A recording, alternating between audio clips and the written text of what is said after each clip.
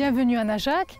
Donc Najac qui fait partie des plus beaux villages de France, qui est aussi depuis peu classé grand site Midi-Pyrénées avec le site de Villefranche-de-Rouergue, qui fait aussi partie du pays d'art et d'histoire des Bastides du Rouergue et qui est classé station verte de vacances. Au niveau de sa situation géographique, Najac est situé dans la région Midi-Pyrénées, dans le département de l'Aveyron, à l'extrémité ouest du département de l'Aveyron, tout proche du Tarn-et-Garonne et pas très loin du Lot.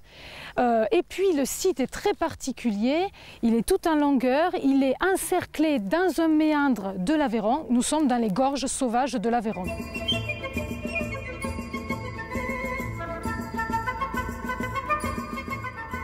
C'est un village-rue, c'est-à-dire il y a une rue unique qui serpente sur l'arête rocheuse et qui fait plus d'1 kilomètre de long en fait.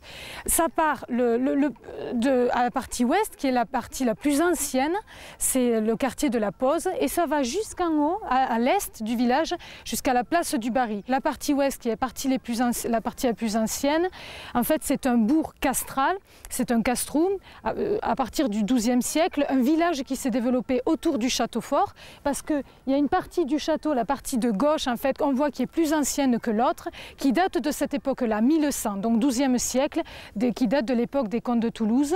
Et en fait, l'autre partie à droite, c'est une partie plus récente, c'est au XIIIe siècle, c'est Alphonse de Poitiers qui l'a remanié et qui a transformé ce château en une véritable forteresse militaire.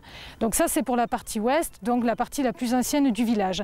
Et ensuite, ce qu'on voit donc à l'est, en fait, c'est un quartier neuf, c'est-à-dire un quartier qui s'est développé au XIIIe siècle. Une place qui a été construite pour accueillir les foires et les marchés, donc la place du Barry. Et en fait, on voit, c'est le village qui s'est allongé sur l'arête rocheuse.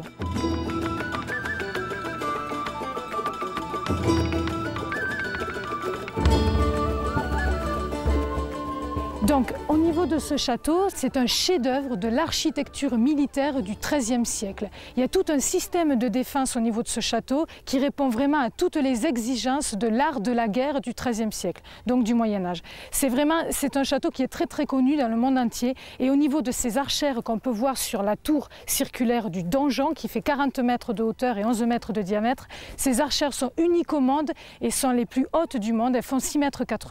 Donc c'est quand même impressionnant.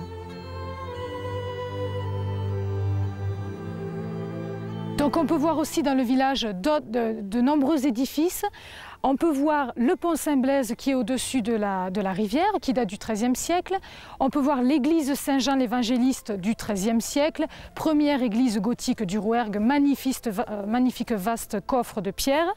On peut voir aussi la maison du gouverneur, 13e, 14e, 15e siècle, la maison du sénéchal, 15e, 16e siècle, la chapelle Saint-Barthélemy du 14e siècle, la fontaine des consuls du 14e siècle et puis la place du Barry qui est donc en haut du village.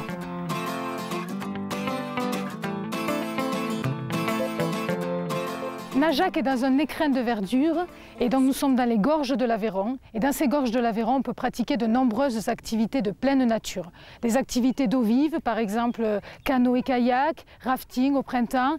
De nombreux sentiers de randonnée aussi qui sont balisés tout autour de Najac. Donc on peut faire de la randonnée pédestre, randonnée équestre, du VTT aussi, donc énormément d'activités de pleine nature. C'est vraiment un cadre magnifique pour tout ce qui est tourisme vert, tourisme de nature.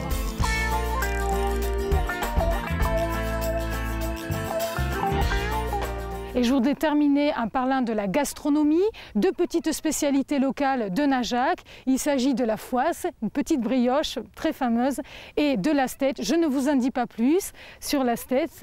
Simplement, je vous invite à venir nous voir à Najac et j'espère avec ces quelques mots vous avoir donné envie de venir nous voir. Et je vous dis à très bientôt.